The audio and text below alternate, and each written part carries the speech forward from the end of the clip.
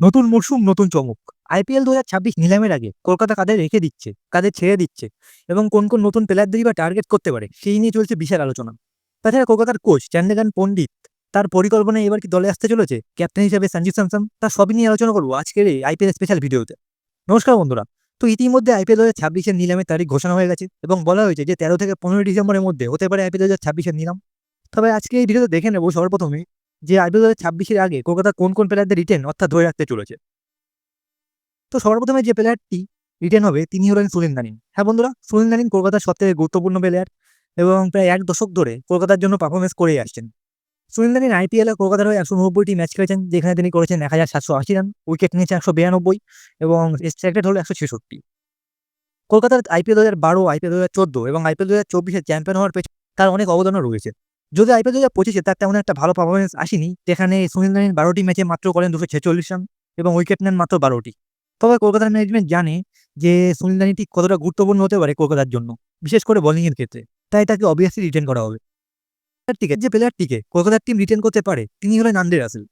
নারিনের মতনই কলকাতার একজন important player Andre Russell. Russell আইপিএলে খেলেছেন ১৪০টি ম্যাচ, রান করেছেন ২৬৫১, স্ট্রাইক রেট ১৭৪ এবং উইকেট আছে তার ১২৩টি।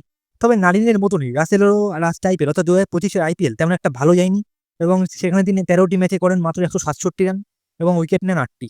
মানে বুঝতেই পারছেন যে ঠিক কতটা খারাপ গেছে তার আইপিএল। কিন্তু প্লেয়ারটিকে কলকাতা রিটেন করতে পারে বা ধরে রাখতে পারে তিনি হলেন রিঙ্কু সিং। রিঙ্কু সিং লাস্ট ২-৩ বছরে যেভাবে খেলেছেন তা সত্যিই অমায়িক। আইপিএল ২০২৩-এ গুজরাটের বিরুদ্ধে ৫ বলে ৫টি ছয় থেকে শুরু করে ইন্ডিয়ান টিম পর্যন্ত তার যাত্রা দেখার মতো। যদি বলি তার আইপিএল কেরিয়ার নিয়ে, তবে রিঙ্কু সিং কলকাতার হয়ে এখনো পর্যন্ত ৫৯টি ম্যাচ খেলেছেন, যেখানে করেছেন ১,০৯৯ রান এবং তার লাস্ট সিজন অর্থাৎ ২০২৫ আইপিএলে ১৩টি ম্যাচে করেছেন ২০৬ রান। মানে ৫-৬ নম্বরে ব্যাটিং পজিশন হিসাবে খুব একটা ভালো তা নয়। কিন্তু রিঙ্কু সিং কলকাতার ভবিষ্যতের খেলোয়াড়, তাই অবশ্যই তাকে রিটেন করা হবে। এরপর কলকাতার যে প্লেয়ার রিটেন হবে তিনি হলেন মিস্ট্রি স্পিনার বরুণ চক্রবর্তী। হ্যাঁ বন্ধুরা, বরুণ চক্রবর্তী বর্তমানে দারুণ ফর্মে আছে এবং রিসেন্টলি এশিয়া কাপেও তিনি ইকোনমিক্যাল বোলিং করেছেন। যদি দেখি বরুণ চক্রবর্তীর আইপিএল ক্যারিয়ার, তাহলে এখনো পর্যন্ত তিনি কলকাতার হয়ে ৮৪টি ম্যাচ খেলেছেন, যেখানে তিনি নিয়েছেন ১০০ উইকেট আর তার ইকোনমি দুর্দান্ত মাত্র ৭.৫৮। এবং বরুণ চক্রবর্তী আইপিএল ২০২৫-এও ছিলেন বেশ ভালো, যেখানে তিনি ১৩টি ম্যাচে তুলে নেন ১৭টি উইকেট। তাই কলকাতার নিশ্চিতভাবে বরুণ চক্রবর্তীকেও রিটেন করবে। এরপর ৫ নম্বরে যে প্লেয়ারটিকে কলকাতা রিটেন করবে তিনি হলেন আঙ্ক্রিস রাঘুবংশী। রাঘুবংশী যখন থেকে কলকাতার হয়ে খেলেছেন তখন থেকে নিজের পারফরমেন্স ভালো করেই গেছেন। আইপিএলে তিনি এখনো পর্যন্ত ম্যাচ খেলেছেন ২২টি, যেখানে তিনি করেছেন ৪৬৩ রান এবং তার স্ট্রাইক রেটও বেশ ভালো ১৪৪। আইপিএল ২০২৫-এর রাঘুবংশী খুবই ভালো খেলে, যেখানে তিনি ৩০০ রান করে। তাছাড়া বন্ধুরা, আপনাদের কি মনে হয় রঘুবংশী আঙ্ক্রিস রাঘুবংশী কি কলকাতার ভবিষ্যতের ক্যাপ্টেন হতে পারে? আপনাদের মতামত অবশ্যই কমেন্ট সেকশনে জানাবেন। এবং ৬ নম্বরে এবং সবশেষে যে প্লেয়ারটিকে কলকাতা রিটেন করবে তিনি হলেন একমাত্র ফাস্ট বোলার এবং বোলার হাসিত রানা। হ্যাঁ বন্ধুরা, যেহেতু কলকাতার বাকি ফাস্ট বোলাররা তেমন কোনো ভালো পারফরমেন্স করতে পারেননি এবং উইকেট নিতেও ব্যর্থ হয়েছেন এবং ইকোনমিক্যাল বোলিংও করতে পারেননি, তাই একমাত্র হাসিত রানাকে রিটেন করতে পারে কলকাতার টিম। হাসিত রানা আইপিএলে ম্যাচ খেলেছে ৩৪টি, উইকেট নিয়েছে ৪০টি, যেখানে তারা আইপিএল ২০২৫ মৌসুম ঠিকঠাক গেছিল এবং সেখানে তিনি উইকেট নেন মোট ১৫টি। এরপর যদি কথা বলি যে কলকাতা কোন প্লেয়ারদের নিশ্চিতভাবে ছাড়তে পারে বা ছেড়ে দেবে, তাহলে প্রথমে ব্যাটিংয়ের ক্ষেত্রে বলা যায় কুইন্টন ডিককের কথা। হ্যাঁ বন্ধুরা, কুইন্টন ডিকক কলকাতার জন্য ওপেনিং করে ৮টি ম্যাচে মাত্র করে ১৫২ রান। মানে পুরো মরশুমেই তিনি স্ট্রাগল করেছেন রান পাওয়ার জন্য এবং প্রতি ম্যাচেই কলকাতার ফ্যানদের করেছেন নিরাশ। তাই কুইন্টন ডিকককে অবশ্যই ছেড়ে দেবে কলকাতা।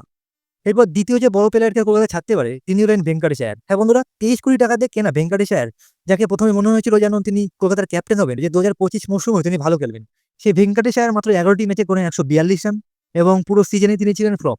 তাই কেকেআর ভেঙ্কটেশ আয়ারকে ছেড়ে দিতে এবং সেই ২৩ কোটি টাকার মধ্যে দিয়ে ৩-৪টি ভালো প্লেয়ারও কিনতে পারে কলকাতা। এরপর কলকাতা ছাড়তে পারে ক্যাপ্টেন রাহানেকে। প্রথমত রাহানেকে ক্যাপ্টেন বানানো ছিল খুবই অবাককর, কারণ টিমে ভেঙ্কটেশ আয়ার, রাসেলের মতো প্লেয়ার থাকতে তাকে ক্যাপ্টেন কেন বানানো হয়েছিল তা সত্যিই বোঝা কঠিন। আইপিএল ২০২৫-এ রাহানে ১৩টি ম্যাচে করে মাত্র ৩৯০ রান এবং হাফ সেঞ্চুরি করে মাত্র ৩টি। তাছাড়া ক্যাপ্টেন হিসাবে তিনি ছিলেন অপ্রস্তুত, বিদায় হতে পারে কলকাতার টিম থেকে। কলকাতা ছাড় এরপর চতুর্থ যে বড় প্লেয়ারকে কলকাতা ছাড়তে পারে তিনি হলেন ফাস্ট বোলার স্পেন্সার জনসন। হ্যাঁ বন্ধুরা, কলকাতার হয়ে আইপিএল ২০২৫-এ মাত্র ৪টি ম্যাচ খেলেন তিনি এবং উইকেট নেন মাত্র ১টি আর তার ইকোনমি অতিরিক্ত ১১.৭৪। তাই কলকাতার জন্য এটাই ভালো হবে যে স্পেন্সার জনসনকে ছেড়ে অন্য কোনো ভালো বিদেশি অথবা ইন্ডিয়ান বোলারকে নিতে। জানি এই ভিডিও শেষে আলোচনা করব, তাই এই ভিডিওটি শেষ পর্যন্ত দেখতে থাকুন।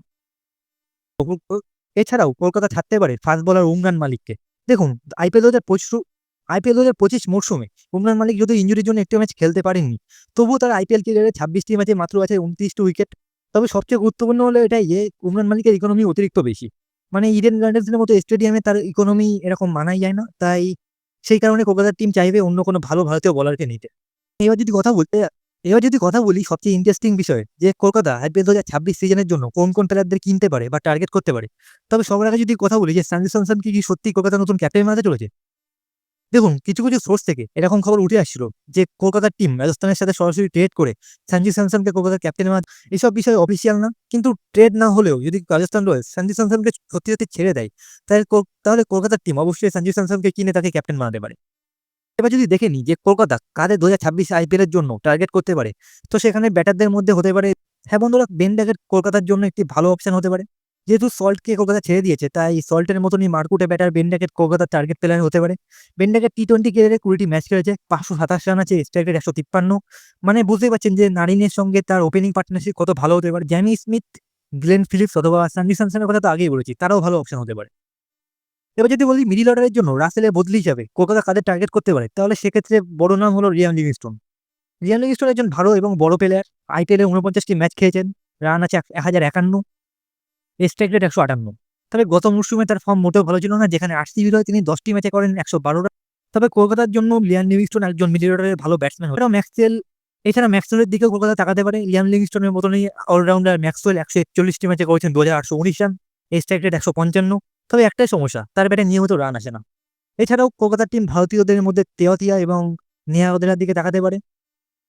রাহুল তেওয়াতিয়া ১০৮টি আইপিএল ম্যাচের মধ্যে করেছে ১,১১২ রান, স্ট্রাইক রেট ১৩৭। অন্যদিকে নেহা ওয়ার্দের ৩৬টি ম্যাচ খেলেছে আইপিএলে, স্ট্রাইক রেট ১৪২ এবং রান আছে ৭০০। এবার যদি আসি সবচেয়ে গুরুত্বপূর্ণ পজিশন অর্থাৎ বোলিং ডিপার্টমেন্টে, যেখানে কলকাতা গত মরশুমে খুবই খারাপ প্লেয়ার বাছাই করেছিল, যার জন্য অনেক ভুগতে হয়েছিল তাদের। তাই আইপিএল ২০২৬ নিলামে কলকাতার যে ফাস্ট বোলারদের টার্গেট করতে পারে তাদের মধ্যে প্রথম যে নামটি তিনি হলেন মায়াঙ্ক যাদব, একজন ইয়ং এবং খতরনাক বোলার। এলএসজির হয়ে ৬টি ম্যাচ খেলেছেন, নিয়েছেন ৯টি উইকেট। তবে তার সবচেয়ে পজিটিভ দিক হলো এটাই যে তার বোলিংয়ের গতি, যেটা সবসময় ১৫০-এর উপরেই থাকে। এছাড়া হার্ষাল প্যাটেলের দিকেও কলকাতা তাকাতে পারে। হার্ষাল প্যাটেল আইপিএলে ১২০টি ম্যাচ খেলেছে, ১৫১টি উইকেট আছে। তবে সবচেয়ে গুরুত্বপূর্ণ হলো এটাই যে ইডেন গার্ডেন্সের মতো মাঠে হার্ষাল প্যাটেলের স্লো ডাউন বোলিং খুবই গুরুত্বপূর্ণ বা কার্যকর হতে পারে। এছাড়া মুকেশ কুমারের মতো মিডিয়াম পেসারের দিকেও যেতে পারে কলকাতা, কারণ মুকেশ কুমারের বোলিং ও মিডিল অর্ডারে কলকাতার রান কন্ট্রোল করতে অনেক সাহায্য করতে পারে। তবে যদি দেখি যে বিদেশি ফাস্ট বোলারদের কলকাতা কাদের টার্গেট করতে পারে, তাহলে সেখানে প্রথম নাম হলো ম্যাট হেনরি। দেখুন, ইডেন গার্ডেন্সের মতো স্টেডিয়ামে যেখানে ১৪০-এর বেশি অথবা অনেক বেশি জোরে বল করলে বোলারদের তেমন কোনো সুবিধা থাকে না, তার বদলে মিডিয়াম পেসারদের একটু বেশি সুবিধা থাকে। সেক্ষেত্রে ম্যাট হেনরি হতে পারেন কলকাতার জন্য একজন ভালো অপশন। ২৮টি ম্যাচ টি-20 ইন্টারন্যাশনাল ক্যারিয়ারে তিনি খেলেছেন ২৮টি ম্যাচ, উইকেট নিয়েছেন ৩৯টি। তবে দেখার মতো হলো এটাই যে ইকোনমি তার মাত্র ৮.৩০। এছাড়া ম্যাট হেনরির মতন একজন প্লেয়ার কাইলি জ্যামিসনকেও কলকাতা টার্গেট করতে পারে। কাইলি জ্যামিসন আইপিএল ক্যারিয়ারে এখনো পর্যন্ত খেলেছেন ১৩টি ম্যাচ, উইকেট আছে ১৪টি এবং তার ইকোনমি ৯.৬১। এছাড়াও Afghanistani pacer Nabinul হককেও Kolkata target করতে পারে। হকের লাগাতার একই পেসে ইয়র্কার বোলিং কার্যকরী হতে পারে ইডেন গার্ডেন্সের মাঠে। এছাড়া যদি বলি যে কিছু প্লেয়ার যাদের কলকাতা ছেড়ে দিলেও নিলামে পুনরায় চেষ্টা করবে ফিরিয়ে আনানোর, তাহলে সেখানে প্রথম নাম হলো রোহমান পাওয়েল। দেখুন, রোহমান পাওয়েল তেমন খেলার সুযোগ পাননি এবং তিনি রাসেলের বদলি হিসাবে বেস্ট অপশন। তাই রোহমান পাওয়েলকে কলকাতা চেষ্টা করবে পুনরায় ফিরিয়ে আনতে। এরপর আছেন মনীষ পান্ডে। মনীষ পান্ডে কলকাতার হয়ে যে কটি ম্যাচ খেয়েছেন তাতে মোটামুটি ভালোই পারফরমেন্স করেছেন এবং ব্যাটার এবং কলকাতার মিডল অর্ডারের জন্য তিনি একজন সুদৃঢ় ব্যাটার। তাই তাকেও কলকাতা চেষ্টা করবে পুনরায় ফিরিয়ে আনার। এছাড়া আছেন মঈন আলী। সুনীল নারিনের বেস্ট বদলি হলেন মঈন আলী। যদি নারিন কোনো কারণে ম্যাচ না খেলতে পারে বা ইনজুরিগ্রস্ত হন, তাহলে মঈন আলী তার জায়গা ভালোভাবে পূরণ করতে পারবেন। এছাড়া আছেন রমনদীপ সিং। রমনদীপ সিং যেহেতু ৮ নম্বরে ব্যাটিং করতে নামেন কলকাতার হয়ে, তাই তেমন ব্যাট করার সুযোগ পাননি এবং তবে যেহেতু তিনি একজন ইন্ডিয়ান ফিচার, তাই কলকাতা চেষ্টা করবে তাকে অবশ্যই ফিরিয়ে আনা। এবং সবশেষে যে প্লেয়ারটিকে কলকাতা চেষ্টা করে পুনরায় ফিরিয়ে আনা, তিনি হলেন রহমানুল্লাহ গুরবাজ। এবং কলকাতার ওপেনিং এর প্রথম অপশন হলেন রহমানুল্লাহ গুরবাজ এবং সুনীল নারিন। এবং গুরবাজ কলকাতার হয়ে আগেও ভালো খেলেছে, তাই কলকাতার ম্যানেজমেন্ট চাইবে গুরবাজকে পুনরায় ফিরিয়ে আনতে। যেমন এই ছিল কলকাতা সম্পর্কিত এবং আইপিএল ২০২৬ সম্পর্কিত কিছু নিউজ এবং আপডেট। আপনাদের কি মনে হয় আইপিএল ২০২৬-এর জন্য কলকাতার নতুন কোন প্লেয়ারদের কিনতে পারে এবং কাকে এবার ক্যাপ্টেন বানাতে পারে, সঞ্জু স্যামসনকে নাকি অন্য কাউকে, এবং কাদেরই বা ছেড়ে দিতে পারে? আপনাদের মতামত অবশ্যই কমেন্ট সেকশনে জানাবেন এবং ক্রিকেট সম্বন্ধিত এরকম আপডেট এবং আইপিএল সম্বন্ধিত এরকম আপডেট পেতে আমাদের চ্যানেলকে অবশ্যই লাইক, শেয়ার এবং সাবস্ক্রাইব করতে ভুলবেন না।